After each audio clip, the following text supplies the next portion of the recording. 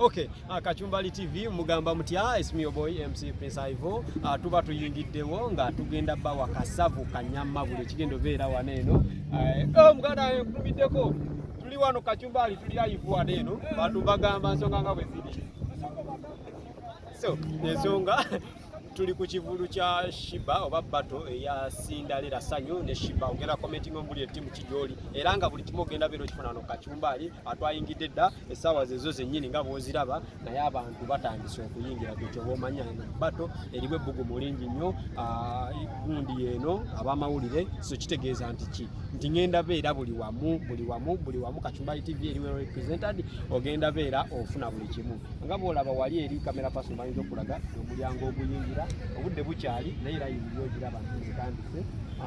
side eno yebali abamawulire batyesootinga abamu tulaba okulaba bino tuyingira parking eri side zeri tebakkirizayo mmotoka n'emu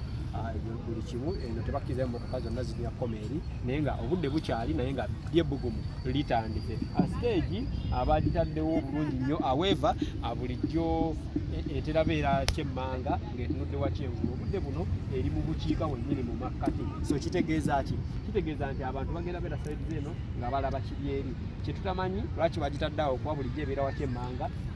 ogenda beera ogira bulungi nnyo bulijjo ebeera wakyemmanga ate wakyengulu abantu ne batuula such that n'abatudde eri waggulu eri mu madaala babeera bala bulungi obudde buno ekitakoleddwa ekyenjawulo ekiri mu eno Battel nti tugigezeemu nga buli muntu yeesunga okulaba ku ki abayimbi bano kye bagenda okuwa mujjukireko nti nno emabegakaawo babadde ne debate abamu gye bagamba nti nno yayisizza bubi nnyo mwana muwala Sheebah naye ffe nga Kachumbali kye tugamba nti nno tukirekera mu audience gwasalawo oli ttiimu ki oba oli ttiimu ki naye nga ttiimu ze naakalabako ezatuuse ttiimu ya Sheebah yatuuse mbaddemu abawala abalayiko obulungi nnyo ettiimu ya Sindi ng'etuuse kyetutegeddeko nti nno bwe kataligirya n'omukyala wa principal ayinza okujja era ng'ali ku ttiimu Sindi kyetutegeddeko nga weva match nga principal yetali naye abakujja naye era yandibadde ttiimu Sindi from the true source agamole otugajje so embeera weri abaana bambadde bulungi nnyo ebisheshe byazedda muganda wange Divosh Matovu ajja obuuze ku balabi Kachumbali TV leero embeera gwosuubira egenda beera etya embeera y'amaanyi kiteeketeeke abamawulire abayitiddwa bamaze otuweereza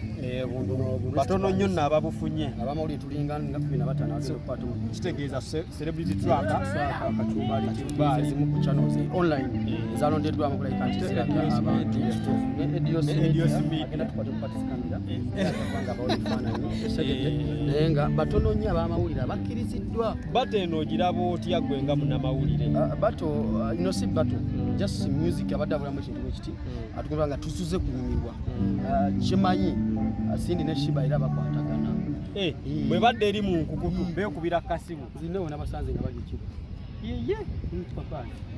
kati abantu bano abagiwadde omuliro ndiye twagala babeerewo nga balwana bokka bo babeeremu eno nga basanze Sheebah ne Sindi bali olimba Divosh tuwakana King Sheebah wasanze King Sheebah obadde otiisizza abantu gali ne Sindi oli wemakiri ku mbalaga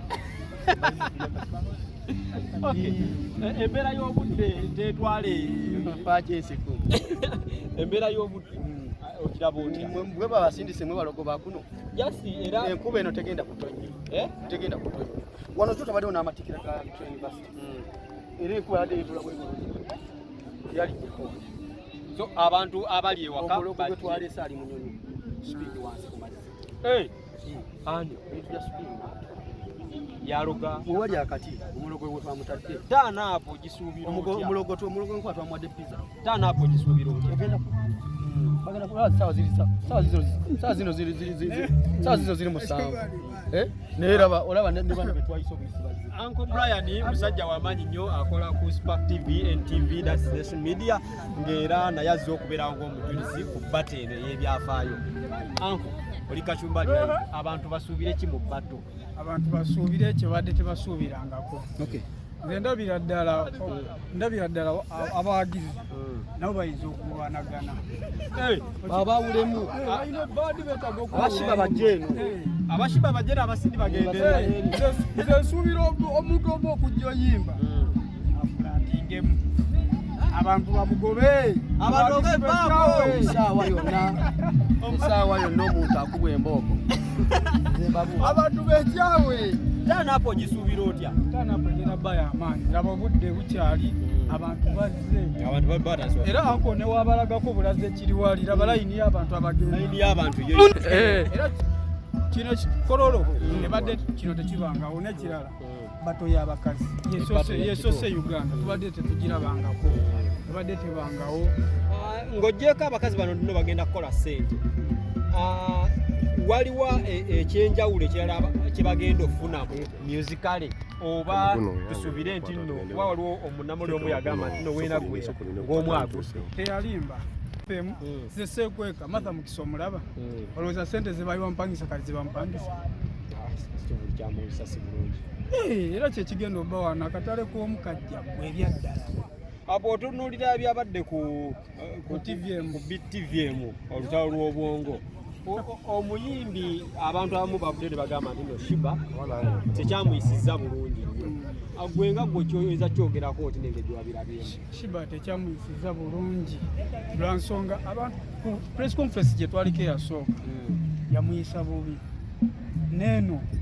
gye babaddemu tekyamuyisizza bulungi lwa nsonga kaliko omukazi oli alizoninga simbi bannange omwana alina obwo olaba n'owamawulire yali amubuuza ebyaddala musiba bonna yabagatta lumu n'abakuba munnamawulire walaba nga tabalansinga bulungi alina okusaidia Sheebah yali alinga alina gagola bisono ate ono nga ye abasinga bonna olizoninga sindi wamaanyi mu kulizoninga tusuubire nti nno Battel ng'oggyeko okulizoninga okwana akuteeka ne mu performance because abantu abamu bagamba nti sindi Sheebah bulungi nnyo mu kuzina nti music ne bw'anaagaana tesi ajja kuzina naye amusinga ne sindi mulungi nnyo ng'akuba live gwe sindi ku live omumanyi buli muntu ayinza omukubisa wiponi gyalina oli ayinza obba amanyi zina naye no ng'aze ku muzinga lw'obbulaani abamu basinga kwagala era eddoboozi lya muntu okusinga ebyo byezina ono anaabakubisa amazina nagenda bakubisa eddoboozi tusuubire abajjaji okubeera abalambulukufu bajjaji bayinza obutaba abalambulukufu ku ndaba eyange nalabye kasuku y'omu ku baliko ate alina saiti gyagwako naawe kimanyi saiti wa Sheebah wa Sheebah kati omusuubidde okujajinga obulungi gwe newaba gwe kituufu newaba gwe so abawagizi bo tebatwalira amateeka mu ngalo era security erina obeera taiti wakuba ne Kololo abantu batyawo okolerawo amanyanga naye security erina oba taiti kubanga oli tayinza kukumikiriza nga bavuma omuwagizi we ng'ate omuli kumpi abajja kwegwa malaka ekyo yizo kisuubira kituufu abadayada we bali embeera bwekyo bweri kamera pasi osobola olaga ku bantu baneeno embeera nga bweri atulina musajja waffe field commander musajja wabukidde naye ogamba oti oli kacumbaali abantu motoka bagikute abali kacumbaali w'ekitiibwa be bakuwagira ku bukedde abali kacumbaali motoka yange bagikute kange ne tulage ekisimuluzo